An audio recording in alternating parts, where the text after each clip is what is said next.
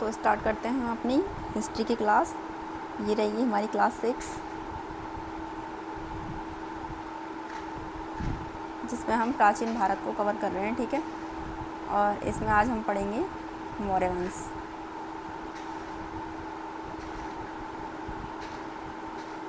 मौर्य वंश, ठीक है।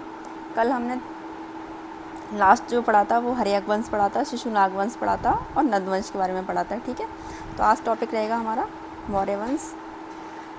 तो मौर्य वंश के संस्थापक बताइए आप सभी को, या इसका टाइम पीरियड लिख लीजिए पहले। जो इसका टाइम पीरियड रहा था 322 BC से लेकर 298 BC था। ठीक है, संस्थापक चंद्रगुप्त मौर्य।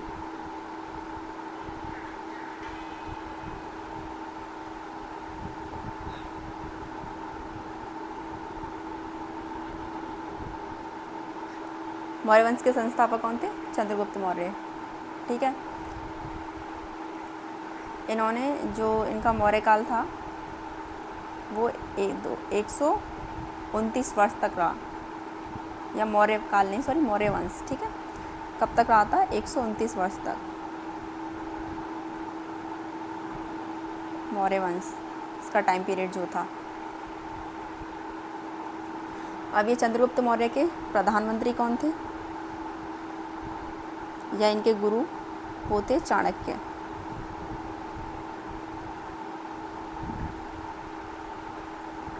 चाणक्य, इनके उपनाम भी हैं। क्या क्या हैं इनके उपनाम, तो वो देखिए। चाणक्य को हम जानते हैं कौटिल्य के नाम से,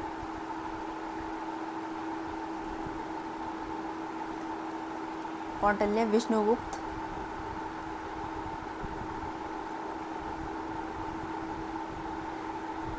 ठीक है। और जो सबसे इम्पोर्टेंट है ये कि भारत का मैकियावेली।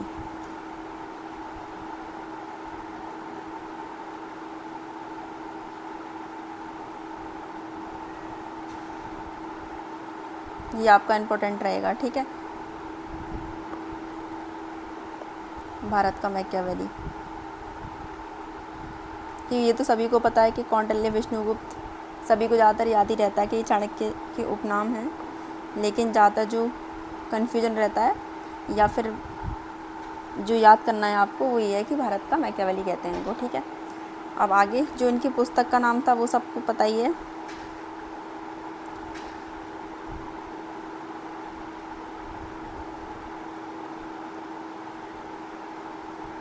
पुस्तक का नाम अर्थशास्त्र था,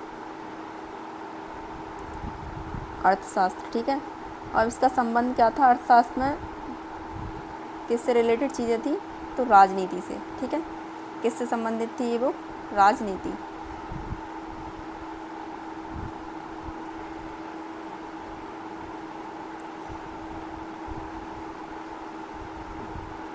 ठीक है, अब बात करें हम चंद्रगुप्त मौर्य की, तो चंद्रगुप्त मौर्य को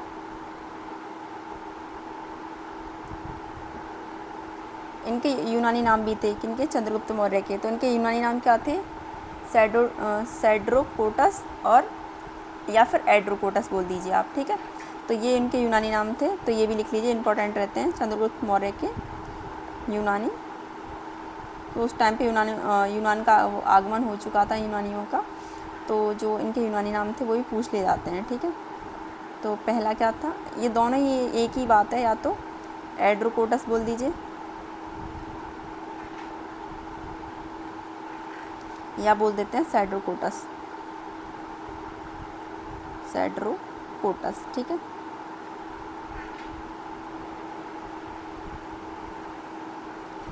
अब हम आगे बात करते हैं कि जो सेल्यूकस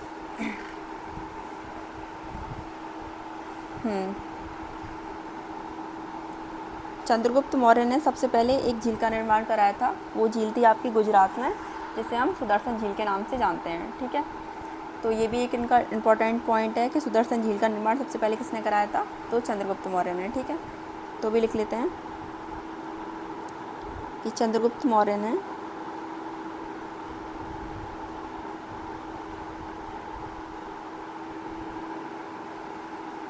चंद्रगुप्त मौर्य ने सुदर्शन।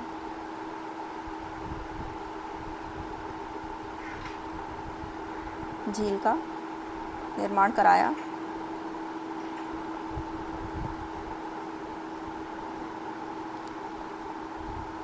जो कि गुजरात में स्थित है। ठीक है, तो ये भी बहुत इम्पोर्टेंट क्वेश्चन से पूछ लिया जाता है।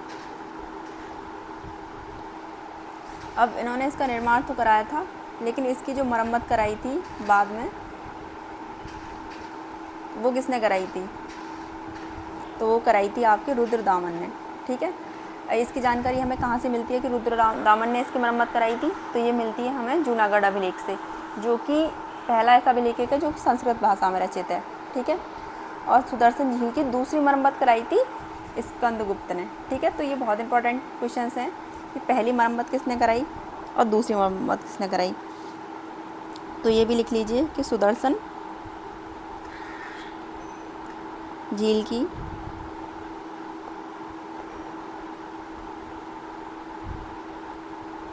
पहली मरम्मत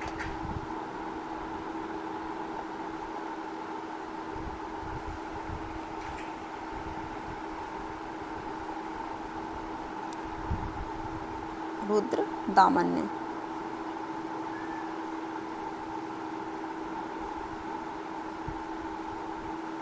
रुद्रदामन ने कराई। इसकी जानकारी हमें कहाँ से मिलती है कि इन्होंने कराई थी? तो इसकी जानकारी जो हमें मिलती है, ये मिलती है हमें जूनागढ़ अभिलेख से। तो यहाँ लिख लीजिए इसकी जानकारी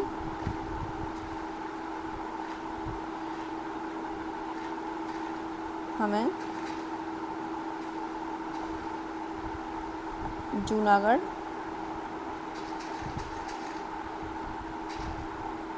अभिलेख से मिलती है।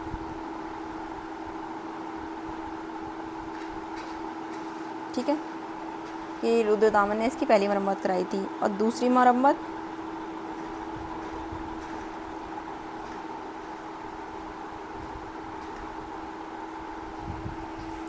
वो कराई थी स्कंदगुप्त ने। ठीक है,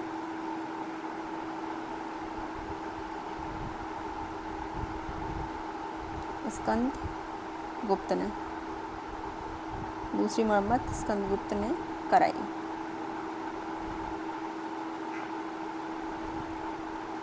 तो ये इम्पोर्टेंट क्वेश्चंस हैं और ये भी पूछ लिए जाते हैं कि पहली मरम्मत किसने कराई और दूसरी मरम्मत किसने कराई। ठीक है, अब जो आगे बात करते हैं कि जो सिकंदर था उसका जो सेनापति था सेल्यूकस निकेटर। ठीक है, उसने भी आक्रमण किया था और वो मौर्य वंश पे, तो वो हार गया था।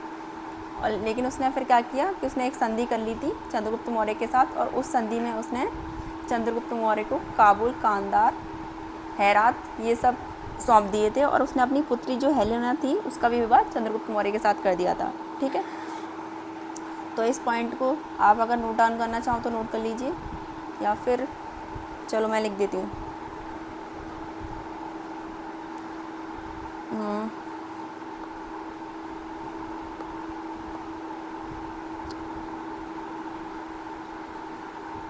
चंद्रगुप्त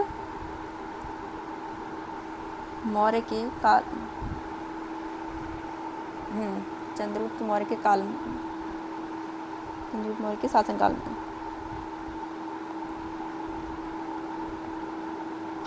कब हुआ था? ये 305 ईसा पूर्व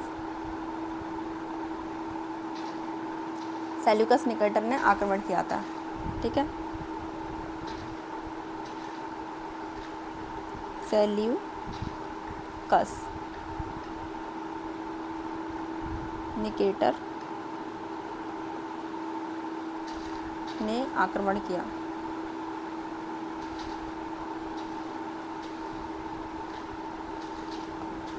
फिर क्या हुआ था? चंद्रगुप्त मौर्य और उनके बीच में हो गई थी संधि। ठीक है, चंद्रगुप्त मौर्य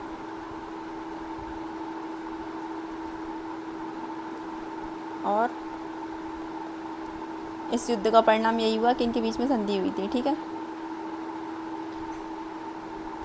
के बीच में संधि हुई।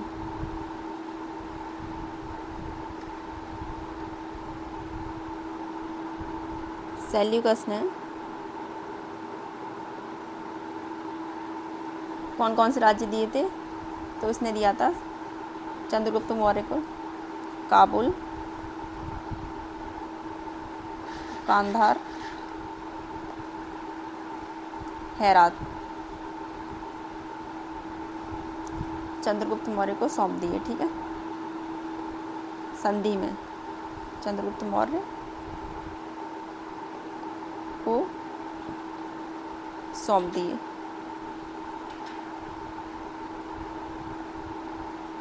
और अपनी बेटी का विवाह भी इसी के साथ कर दिया। और अपनी पुत्री हेलेना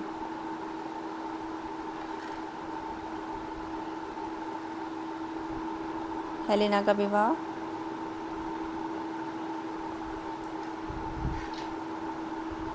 चंद्रगुप्त मौर्य के साथ किया, ठीक है। तो ये भी एक इम्पॉर्टेंट पॉइंट है, पूछ लिया जाता है, आपको ध्यान रखना है, ठीक है। अब क्या होता है कि ये जो सेल्यूकस निकेटर होता है ना, ये अपना राजदूत कौन था जो मौर्य काल में आया था चंद्रगुप्त मौर्य के टाइम पर? मेगास्थनीज, ये इसको भेजता है, ठीक है। तो सेल्यूकस निकेटर चंद्रगुप्त के दरबार में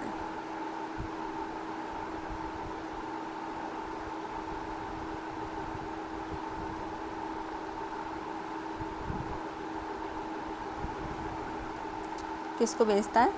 मेगास्थनीज।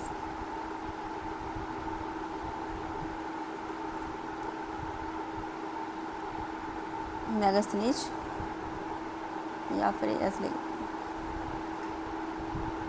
को भेजा, ठीक है। अब मेगास्थनीज को भेजा, फिर क्या किया? मेगास्थनीज ने आके वहाँ पे जो चंद्रगुप्त के दरबार में वो रुका, और वहाँ पे उसने सारी चीज़ें देखी कि किस हिसाब से मौर्य काल में उस टाइम पे ये लोग शासन किया करते थे। तो उसने अपनी ये सारी चीज़ें अपनी एक पुस्तक में लिखी, ठीक है।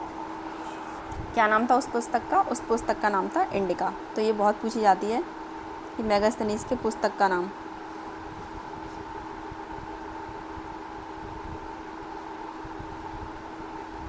मेगास्थनीज की पुस्तक का नाम वो थी इंडिका, ठीक है। इस पुस्तक से हमें क्या पता चलता है? पाटलिपुत्र जो उनकी राजधानी हुआ करती थी उसका प्रशासन। तो पाटलिपुत्र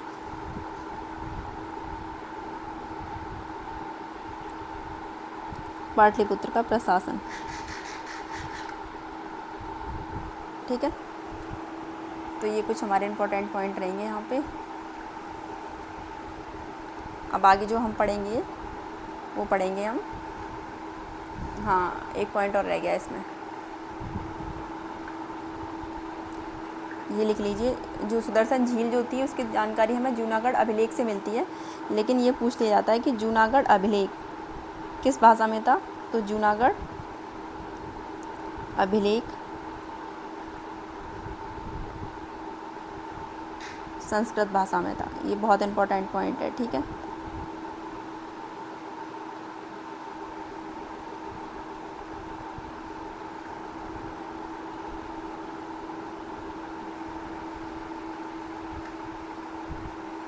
अब जो चंद्रगुप्त मौर्य होते हैं इनकी मृत्यु हो जाती है। आप इनकी मृत्यु कहाँ होती है? इनकी मृत्यु होती है श्रवणबेला में, चंद्रगिरी की जो पहाड़ियाँ थी वहाँ पर।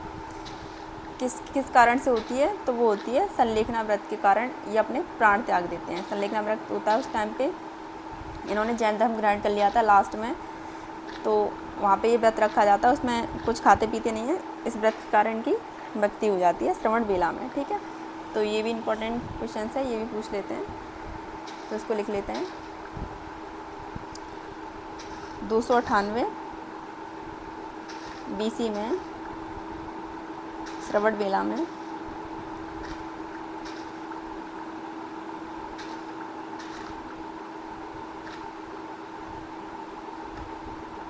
संलेखना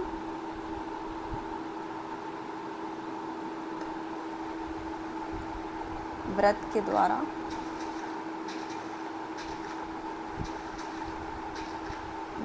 ये अपने प्राण त्याग दिए। ठीक है,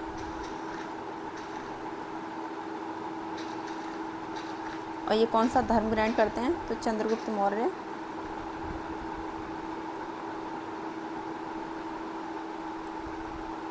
जैन धर्म अपनाते हैं ये। ठीक है,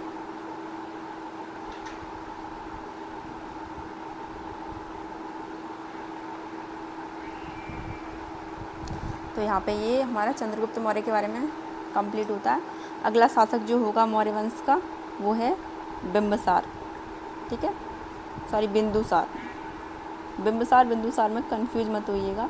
बिंबिसार जो थे वो हर्यक वंश के राजा थे। ठीक है, और बिंदुसार जो हैं वो मौर्य वंश के हैं, दूसरे नंबर के शासनकाल। ठीक है, या दूसरे नंबर के शासक।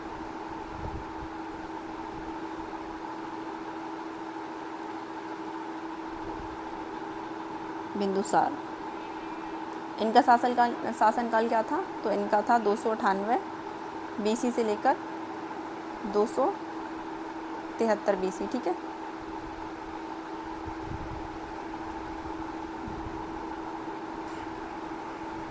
चलो अब इसके बारे में पढ़ते हैं, बिंदुसार के बारे में। ये अशोक के पुत्र थे बिंदुसार। ठीक है, इनका यूनानी नाम जो था, यूनानी नाम जैसे उनका था सेड्रोकोटस, ऐसे इनका यूनानी नाम था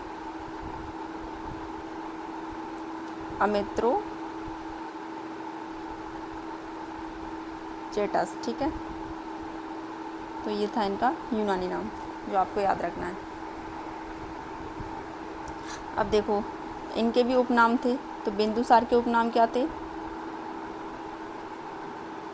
या जैन धर्म और बौद्ध धर्म से हमें पता चलता है कि बिंदुसार को अमित्रघात सिंहसेन के नाम से भी जाना जाता था। ठीक है, तो बिंदुसार को सिंहसेन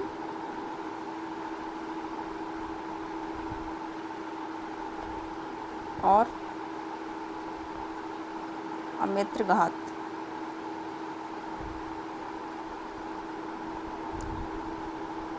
के नाम से भी जाना जाता था।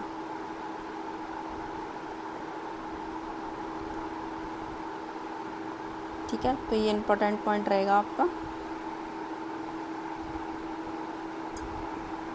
ठीक है, अब बिंदुसार की पत्नियों की बात कर लें तो इनकी 16 पत्नियां थीं, और जो इनकी प्रिय पत्नी थी, ठीक है, इनकी पत्नी वो थी धर्मा, जो इनकी प्रिय पत्नी थी। धर्मा बोल दीजिए या बोल दीजिए सुभद्रांगी। ठीक है, सुभद्रांगी। वैसे 16 पत्नियां थीं, लेकिन ये इनकी प्रिय पत्नी थी। ठीक है, इन्हीं ने अशोक को जन्म दिया था। इन्हीं के बेटे का नाम क्या था? इन्हीं के बेटे का नाम था अशोक। तो पूछ लिया जाए कि अशोक की माता का नाम क्या था, तो धर्मा या सुभद्रांगी। ठीक है, बिंदुसार के भी 101 पुत्र थे, जिसमें सबसे बड़ा पुत्र कौन था? वो था सुसीम। लेकिन अशोक शासक बनना चाहता था, इसलिए उत्तराधिकारी के लिए युद्ध हुआ था, और अशोक ने अपने 99 भाइयों की हत्या करा दी थी। ठीक है, एक इनका भाई था तिस्सी, जिसकी हत्या नहीं की गई थी। तो एक इनका भाई था तिस्सी, जिसकी हत्या नहीं कराई। ठीक है, तो ये भी पूछ लिया जाता है कि अशोक ने अपना कौन सा भाई था जिसकी हत्या नहीं कराई या नहीं की।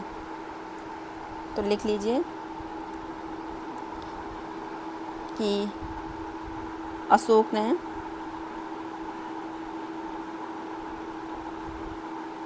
शासन के लिए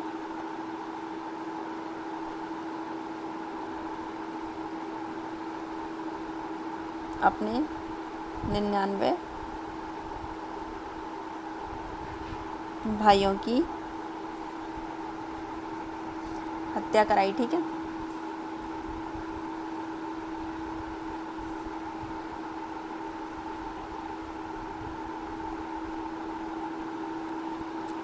लेकिन ये इम्पोर्टेंट लाइन रहेगी आपकी।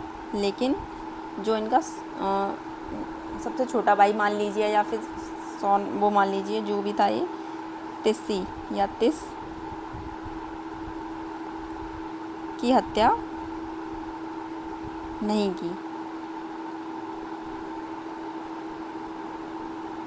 ठीक है, तो ये भी हमारा इम्पोर्टेंट पॉइंट रहेगा, ये ध्यान रखना, इसको पूछ लिया जाता है।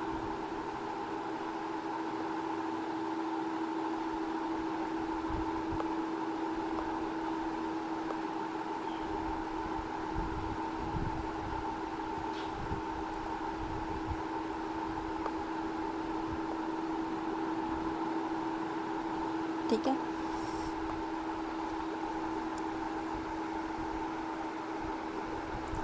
ठीक है, अब आगे चलते हैं। बिंदुसार के दरबार में 2 विदेशी यात्री आए थे, उनका नाम भी पूछ लिया जाता है, कौन कौन से थे।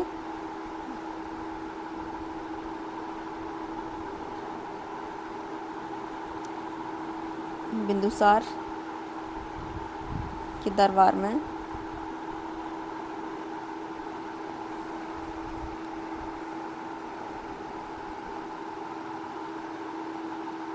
विदेशी राजदूत।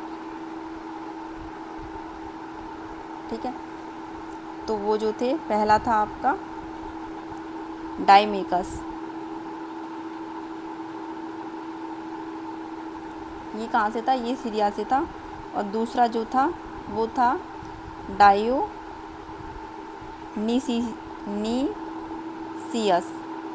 ठीक है, तो पहला था डाइमेकस और दूसरा था डायोनीसियस। ठीक है, तो ये इनका भी पूछ लिया जाता है, ये कहाँ से था, ये था सीरिया से। ये कहाँ से था, ये था मिस्र से। ठीक है, तो ये याद रखना आप लोग। 272 ईस्वी में क्या होता है कि बिंदुसार की मृत्यु हो जाती है, लेकिन 3 वर्ष तक मगध में युद्ध चलता है। किसके लिए, गृह युद्ध चला था कि शासक कौन बनेगा, इसके लिए। और लास्ट में क्या होता है कि अशोक अगला शासक बनता है। ठीक है, तो इसे भी लिख देते हैं, ये वाला पॉइंट भी ऐड कर लेते हैं। तो बिंदुसार की मृत्यु कब हो जाती है।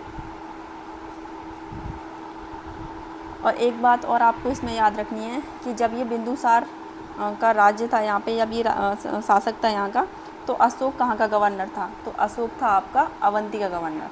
ठीक है, तो ये बहुत पूछ लिया जाता है कि जब बिंदुसार का शासन था तो अशोक कहाँ का गवर्नर था। तो ये पॉइंट भी नोट कर लीजिए कि बिंदुसार के शासनकाल में अशोक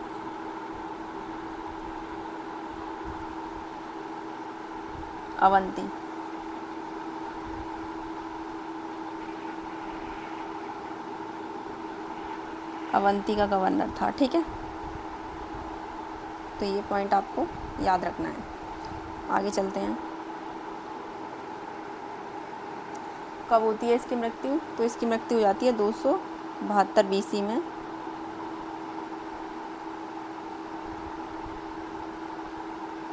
बिंदुसार की मृत्यु हो जाती है। ठीक है, अब अगला शासक कौन बनेगा, जब गृह युद्ध चला आगे तक, तो अगला शासक बनेगा हमारा अशोक। ठीक है, क्योंकि कि ये अपने 99 भाइयों को मरवा देता है और लास्ट में जो इसका भाई बचता है वो होता है तिस्सी। ठीक है, तो चलो आगे देखते हैं हम अशोक के बारे में। जो यहाँ का तीसरा शासक है वो कौन है, वो है अशोक। इनका टाइम पीरियड 269 BC से लेकर 232 BC। ठीक है, और इसने जो अपने 99 भाइयों की हत्या कराई थी वो किसकी मदद से कराई थी, वो कराई थी राधा गुप्त की मदद से। ठीक है, तो चलें आगे पढ़ते हैं फिर।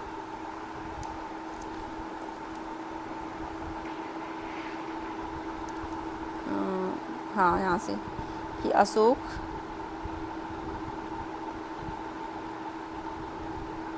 अपने 99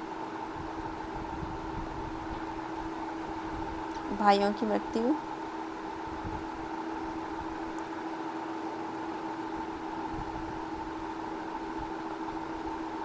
राधा गुप्त की सहायता से कराई। ठीक है,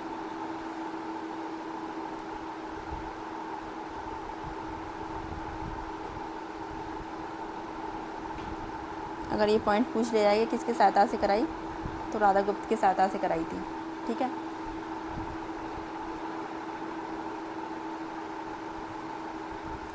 अगला पॉइंट है, फिर उसके बाद ये वहाँ का शासक बनता है, कहाँ का, मौर्य साम्राज्य का। इसकी जानकारी हमें कहाँ से मिलती है, अशोक के बारे में हमें पता कहाँ से चलता है कि ये वहाँ का अगला शासक बना, तो इसकी जानकारी हमें दो अभिलेखों से मिलती थी, एक था मास्की अभिलेख और दूसरा था गुजरा अभिलेख। इनसे हमें अशोक के नाम के बारे में जानकारी मिलती है। ठीक है, तो ये भी इम्पोर्टेंट है, ये अभिलेख यहीं पे लिख लीजिए, मास्की अभिलेख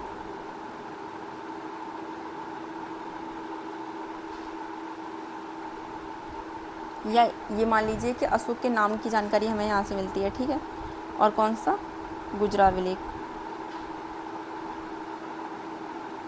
इन दोनों से क्या पता चलता है,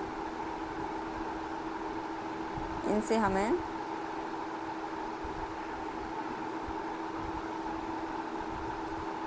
अशोक के नाम के बारे में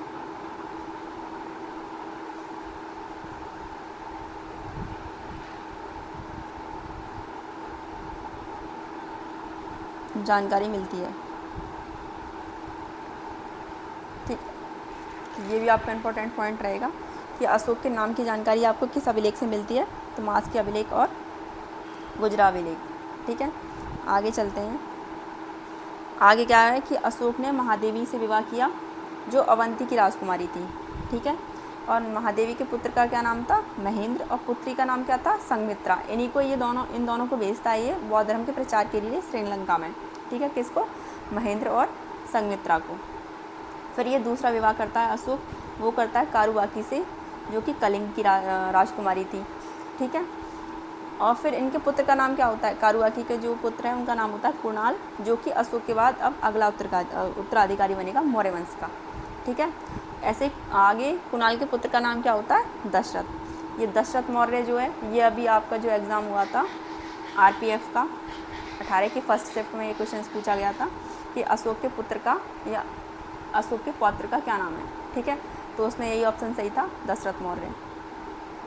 फिर आगे क्या होता है कि 261 BC में ये कलिंग का युद्ध होता है। ठीक है, उस समय कलिंग की राजधानी क्या थी, तो वो थी तोसली।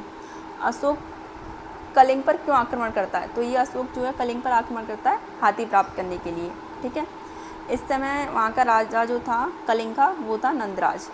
ठीक है, अब इन सब की जानकारी हमें कहाँ से मिलेगी कि अशोक वहाँ पे कलिंग पे आक्रमण हुआ था, तो इन सब की जानकारी हमें हाथी गुफा अभिलेख से प्राप्त होती है, और ये अभिलेख लिखवाया था खारवेल ने। तो ये बहुत इंपॉर्टेंट क्वेश्चन है, पूछा जाता है कि हाथी गुफा अभिलेख जो था वो किसने लिखवाया था, तो वो लिखवाया था खारवेल ने। ठीक है, तो चलिए हम इतना लिखते हैं पहले कि अशोक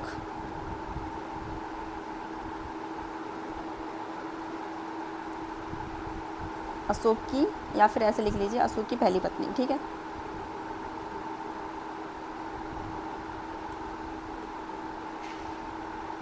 पहली पत्नी वो कौन थी, महादेवी। और ये कौन थी महादेवी, ये थी आपकी अवंती की राजकुमारी।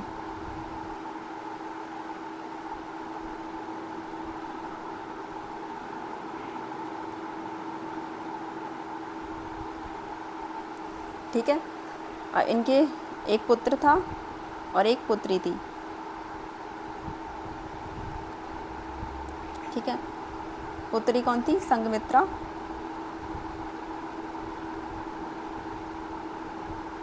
और पुत्र कौन था, महेंद्र।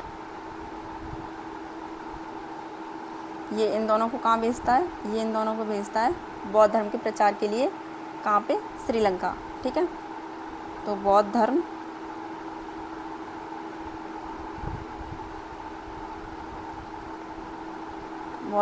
के प्रचार के लिए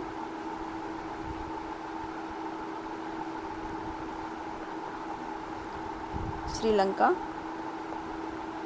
गए।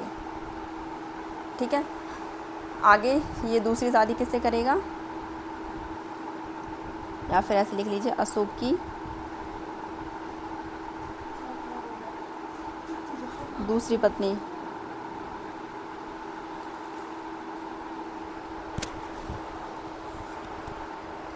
ठीक है।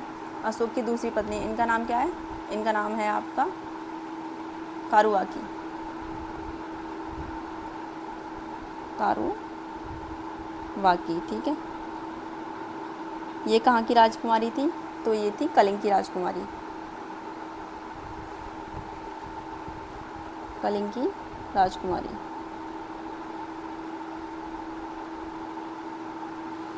इनके पुत्र का क्या नाम था? तो इनके पुत्र का नाम था कुणाल, जो कि अगला उत्तराधिकारी होगा, ठीक है, या शासक बोल दीजिए। ऐसे ये जो कुणाल है, इसके पुत्र का नाम था दशरथ मौर्य, ठीक है। इसको आगे लिखवा देंगे, है ना। फिर क्या होता है लास्ट, एक पॉइंट और है, 261 BC में कलिंग पर आक्रमण।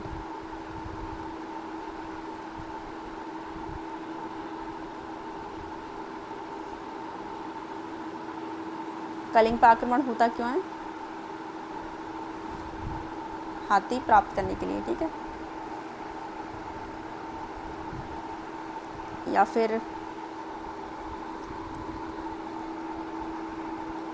इसको ऐसे नहीं, ठीक है।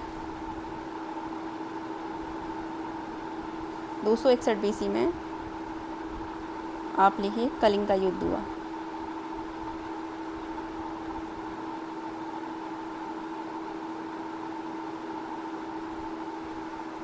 ठीक है। उस समय कलिंग की राजधानी जो थी वो थी तोसली, और अशोक ने कलिंग से हाथी प्राप्त करने के लिए इस पर आक्रमण किया था। तो अशोक ने कलिंग से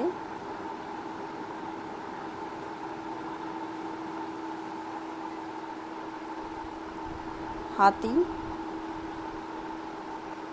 प्राप्त करने के लिए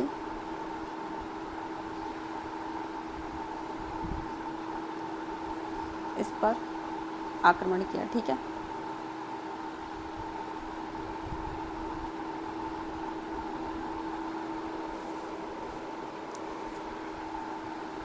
अब देखो यहाँ से कि इस समय, हाँ ये भी पॉइंट लीजिए कि इस समय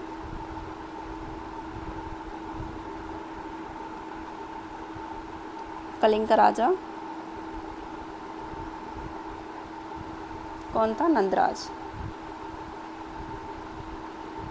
बहुत इंपॉर्टेंट क्वेश्चन है ये, ठीक है। अब इन सब की जानकारी हमें कहाँ से मिलती है? तो इसकी जानकारी हमें मिलती है हाथी गुफा अभिलेख से, ठीक है। तो इसकी जानकारी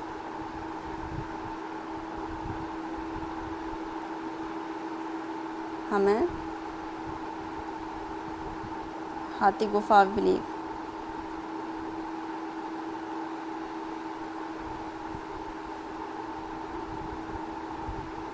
से मिली, ठीक है। ये किसने लिखवाया था हाथी गुफा अभिलेख? तो लिखवाया था खारवेल ने। ये अभिलेख, ये कलिंग नरेश ही थे, ठीक है।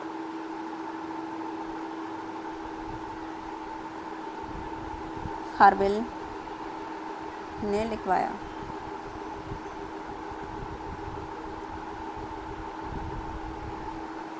ठीक है।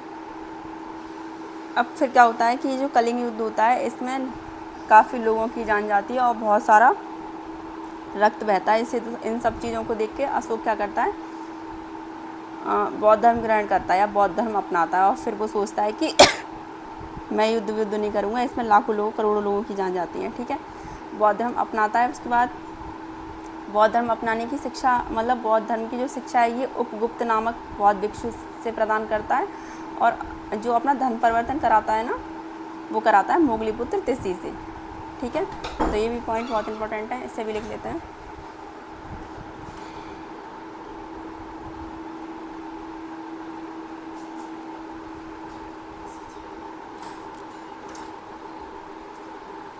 कि अशोक कलिंग युद्ध के बाद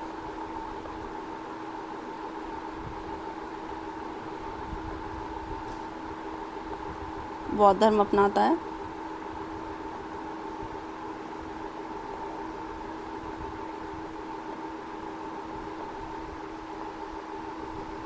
ठीक है, आगे।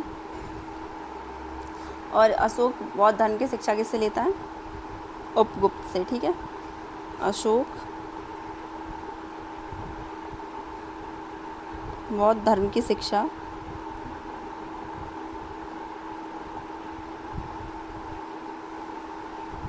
उपगुप्त से प्रदान करता है।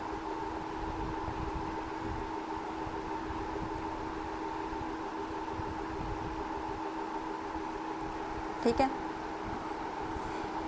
और ये अपना यहाँ से अशोक धर्म परिवर्तन,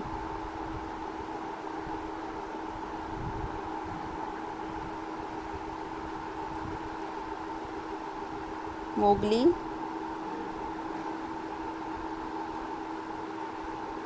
पुत्र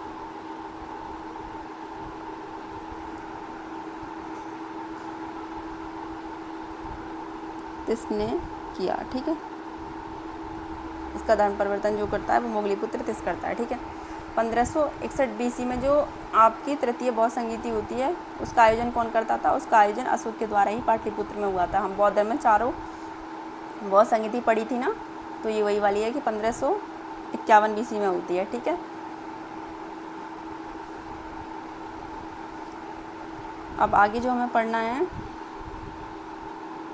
वो ये है कि हाँ, 2 इम्पॉर्टेंट पॉइंट। एक ये है इसमें कि ये 10 वर्ष अशोक बौद्ध गया की यात्रा करता है और 20वें वर्ष में क्या करता है? ये लुम्बिनी की यात्रा करता है। ठीक है, इस बात की भी जानकारी हमें किस अभिलेख से हुई? तो इसकी भी जानकारी हमें रुन्मयी देई अभिलेख से प्राप्त होती है। ठीक है, और इसमें क्या होता है? अशोक श्रीनगर नामक स्थान बसाता है और इसने कुछ प्रतिबंध भी लगाए थे, पशु बलि पर प्रतिबंध लगाया था। ठीक है, और भारत में प्रथम राष्ट्रीय उद्यान बनाने वाला भी कौन था? वो अशोक ही था। ठीक है, तो ये भी क्वेश्चंस पूछ ले जाते हैं, तो इन्हें भी नोट डाउन कर लेते हैं कि 10वें वर्ष में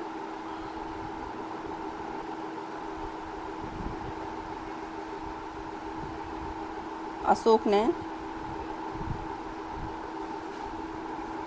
बौद्ध गया की यात्रा की थी। ये पूछ लेता है कि अशोक ने अपने शासनकाल के 10वें वर्ष में कहाँ की यात्रा की? तो बौद्ध गया की। ठीक है, और फिर अगर आपसे पूछे 11वें वर्ष में कहाँ की? तो 11वें वर्ष में, सॉरी 11 नहीं, 20वें वर्ष में,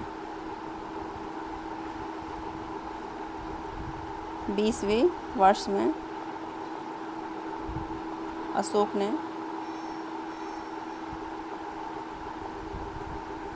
लुम्बिनी की थी। ठीक है, लुम्बिनी की यात्रा की।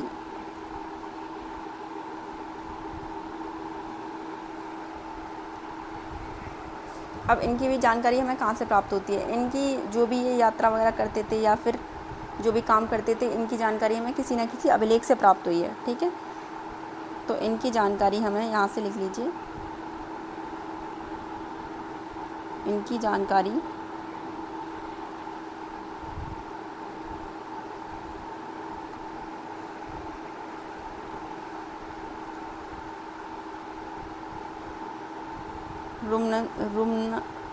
रुमिनन देई अभिलेख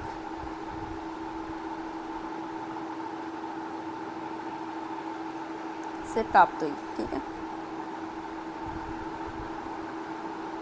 अगर ये गलत लिखा हो तो आप चेक कर लेना एक बार। ठीक है, आगे जो श्रीनगर की स्थापना किसने की थी? वो भी आपके अशोक ने की थी। और एक था देवपट्टनम, उसकी भी स्थापना अशोक ने की थी नेपाल में। ठीक है, तो ये भी लिख लेते हैं हम कि श्रीनगर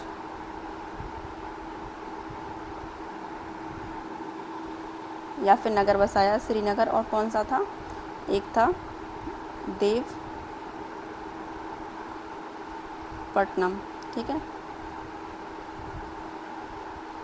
दोनों नगर किसने बसाए थे? अशोक ने।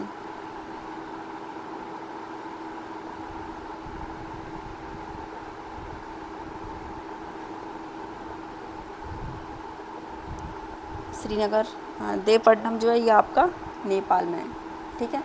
इसने पशु बलि पर भी प्रतिबंध लगाया था। तो ये जो है आपके कुछ अशोक के बारे में इम्पोर्टेंट चीज़ें हो जाएंगी, ठीक है। और एक दो युद्ध नीति थी इसकी, एक थी भेरीघोष युद्ध नीति और एक थी धम्मघोष की, जो अपनाया था वो शांति के लिए था, शांति की नीति के लिए, ये भी अशोक ने अपनाया था, ठीक है। तो ये भी लिख लीजिए यहाँ पे। एक तो युद्ध नीति, युद्ध नीति क्या थी? युद्ध नीति थी इनकी भरीघोष, ठीक है।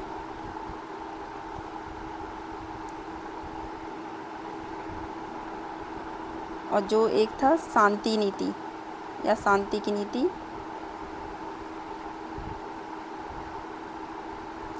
वो थी आपकी धम्मघोष नीति, ठीक है। और शिक्षा आपको पता ही है, इसे बौद्ध धर्म की दी थी गुप्त ने। तो इतना हमारा यहाँ पे अभी ये जो इम्पोर्टेंट पॉइंट थे वो, ठीक है, वो यही है। फिर आगे क्या होता है कि इन्होंने, अशोक ने अभिलेख जो है ना, जो हमने इतने जूनागढ़ का अभिलेख पढ़ा, हाथी गुफा का अभिलेख पढ़ा, इन्होंने जो अभिलेख बनवाए थे या फिर अभिलेखों का निर्माण किया था, तो इनके उसमें कितने शिलालेख थे? शिलालेख भी थे और अभिलेख भी थे, ठीक है। तो हमें ये भी पढ़ने हैं आगे। पहले पढ़ते हैं हम अगला पॉइंट जो रहेगा हमारा, अशोक के अभिलेख।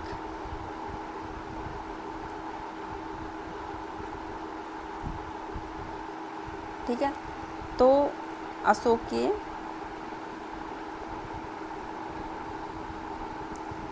के अभिलेखों को भारत में प्राचीन माना जाता है, ठीक है। अब इसके अभिलेख जो थे वो किस किस भाषा में थे? तो ब्राह्मी में और खरोष्टी लिपि में लिखे गए थे, ठीक है।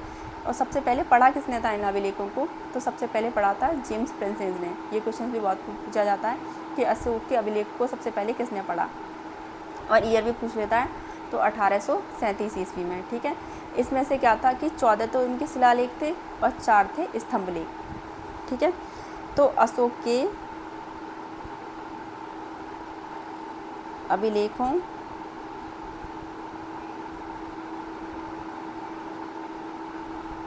भारत में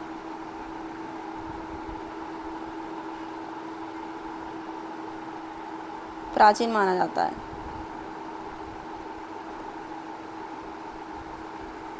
ठीक है। यहाँ से अगला पॉइंट,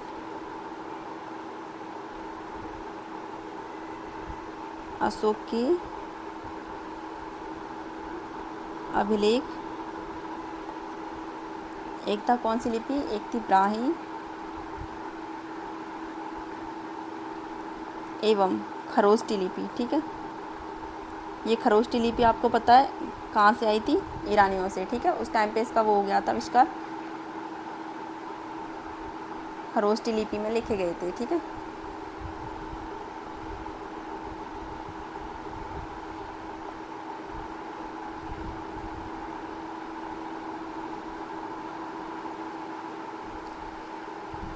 अशोक के अभिलेखों को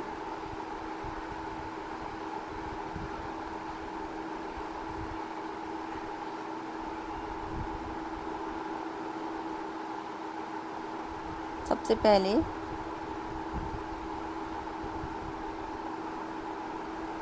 जेम्स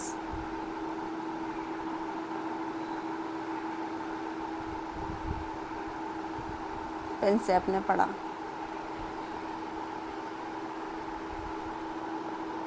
ठीक है। तो ये हमारा बहुत इंपॉर्टेंट रहेगा, इसका ध्यान रखना। किसने पढ़ा था? जेम्स प्रिंसेप ने, ठीक है। किस लिपि में लिखे गए थे? ब्राह्मी और खरोष्टी लिपि में। ये भी बहुत इंपॉर्टेंट है। अब इन अभिलेखों में, ये अभिलेख कितने पार्ट? 2 पार्ट में डिवाइड हो गए, मतलब अभिलेखों में 14 क्या थे? 14 थे आपके शिलालेख, प्लस 7 क्या थे, 7 थे आपके स्तंभ लेख जो स्तंभों पे लिखे जाते थे। ठीक है, सिलाई मतलब पत्थर होती थी जो पत्थरों पे लिखी गई। ठीक है, तो ये हैं। तो आगे हम पढ़ते हैं 14 शिलालेख इनके। 14 शिलालेख।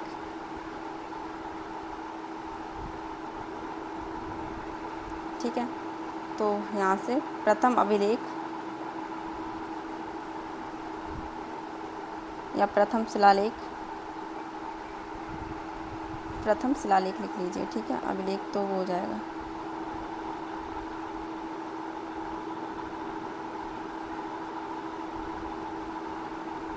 प्रथम शिलालेख में क्या था, प्रथम शिलालेख में अशोक कहते हैं कि संपूर्ण प्रजा मेरी संतान के समान है, और इन्होंने पशुपली पे जो प्रतिबंध लगाया था उसकी जानकारी भी हमें कहाँ से मिली थी, प्रथम शिलालेख से।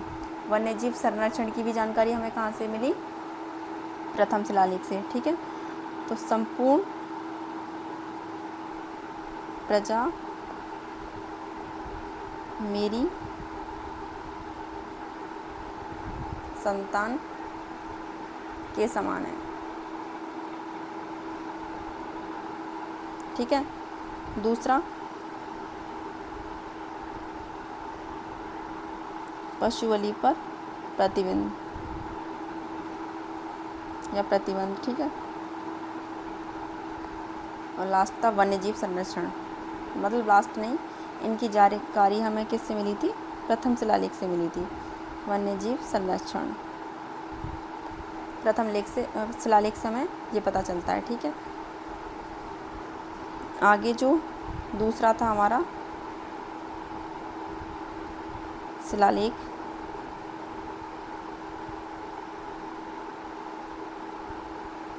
इसमें क्या था, जनता के लिए कल्याणकारी कार्यक्रम चलाए गए थे। मानव एवं पशु चिकित्सा के बारे में भी हमें इसी शिलालेख से पता चला था। तो जनता के लिए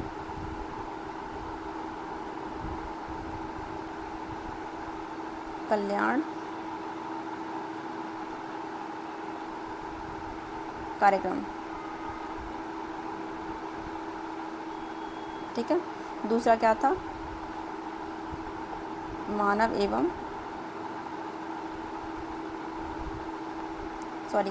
पशु चिकित्सा,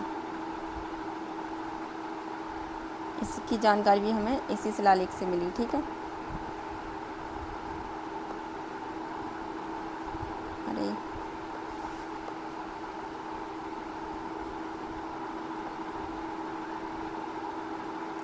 आगे हमारा तीसरा शिलालेख,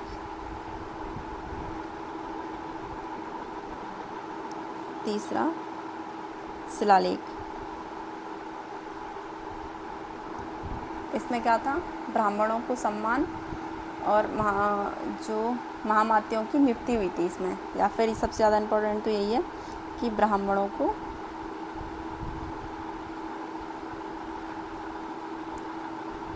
सम्मान। ठीक है, और दूसरा है आपका महामात्यों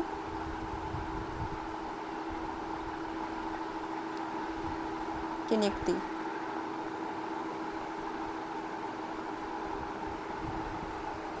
अब तीसरे के बाद जो था हमारा वो पांचवा था, जो इम्पोर्टेंट है वही कर लेते हैं। ठीक है, पांचवा शिलालेख,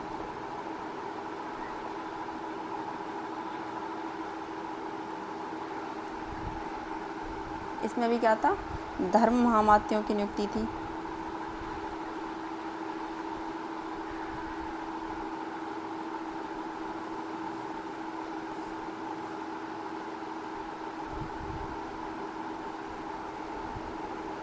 उसके बाद था हमारा सातवां शिलालेख,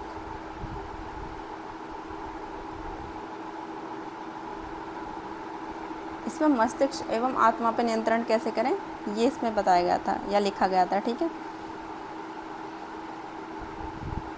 मस्तिष्क एवं आत्मा पर नियंत्रण।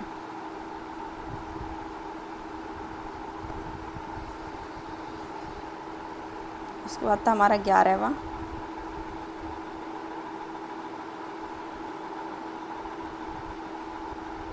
शिलालेख, इसमें क्या बताया था? इसमें बताया था अशोक की जो विजय हुई थी या अशोक की धर्म विजयों के बारे में।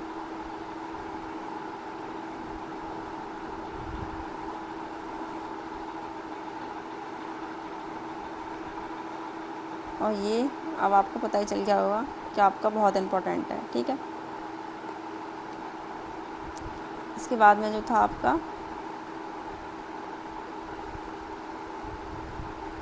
वो था 13वां,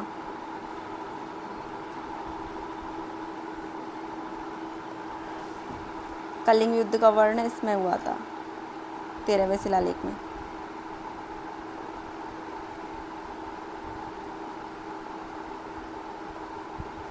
ठीक है, उसके बाद आता है आपका 14वां,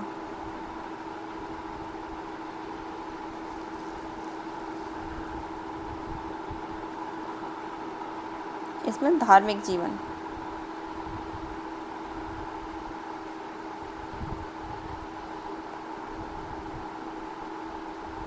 धार्मिक जीवन जीने की प्रेरणा किस अभिलेख से मिलती है हमें?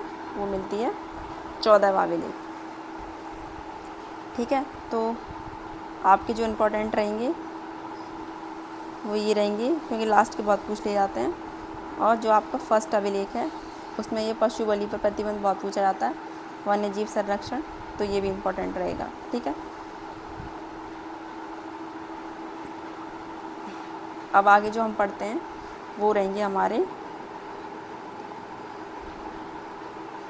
अशोक के 7 जो थे स्तंभलेख।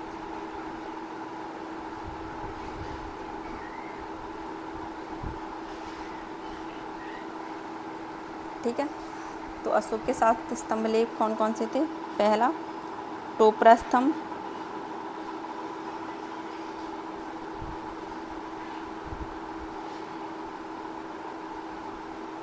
उसके बाद था मेरठ,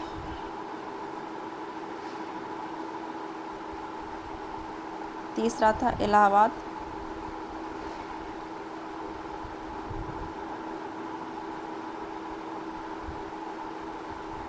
चौथा था आपका सांची,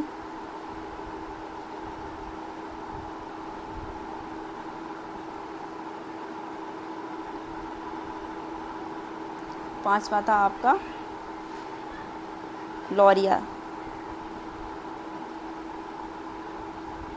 कहाँ? नंदगढ़,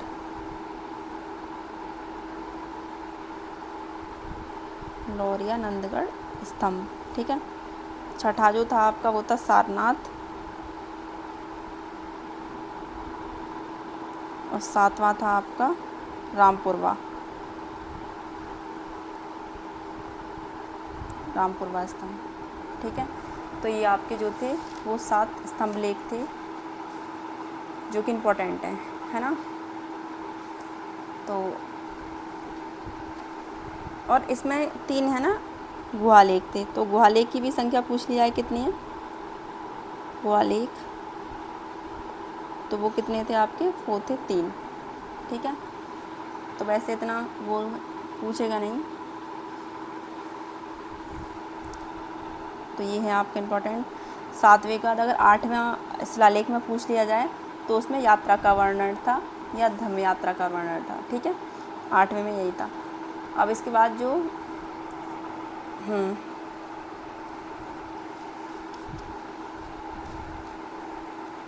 देखो, ये जो टोपरा स्तंभ था ना, इसके बारे में इसे फिरोज शाह तुगलक जो था वो दिल्ली लाया था। ठीक है, और उसका आपके बाद मेरठ, हाँ मेरठ और टोपरा स्तंभ, इन दोनों को।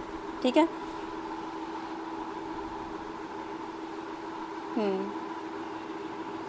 तो इसके लिए आप ये लिख लीजिए कि जो टोपरा और ये जो मेरठ स्तंभ थे, स्तंभलेख, फिरोज शाह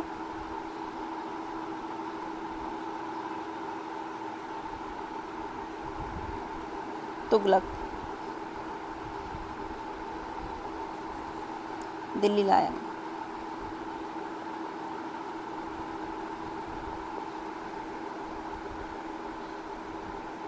ठीक है,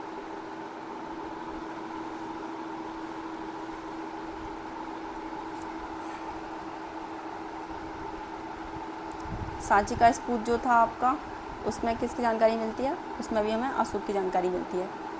ठीक है, तो 4 या 3 गुहा लेखों की संख्या थी, अभी मुझे कंफर्म नहीं हो रही है, शायद गुहा लेख जो थे वो आपके 3 ही थे।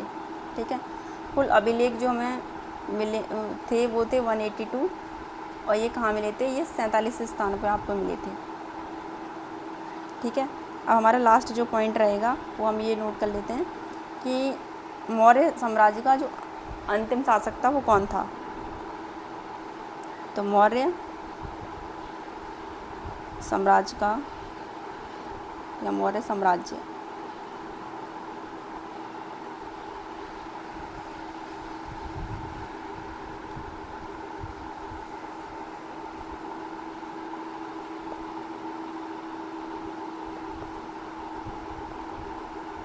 अंतिम शासक आपको बताना है कौन था, ये रहेगा आपका स्टेप। ठीक है, तो आज ये वाली क्लास हम अपनी यहीं फिनिश करते हैं। इसमें हमने क्या मौर्य वंश को पढ़ लिया। अब जो हमारा कल से स्टार्ट होगा वो मौर्य उत्तरकाल स्टार्ट होगा। ये मौर्य पूर्व काल हमने पढ़ ही लिया था, उसके अंदर था ये मौर्य वंश। अब कल से हम मौर्य उत्तरकाल स्टार्ट करेंगे, जिसमें हम पढ़ेंगे शुंग वंश को, सातवाहन वंश को, कर्ण वंश को और शक वंश। ठीक है, तो ये रहेंगे हमारे मौर्य उत्तरकाल में। ठीक है, तो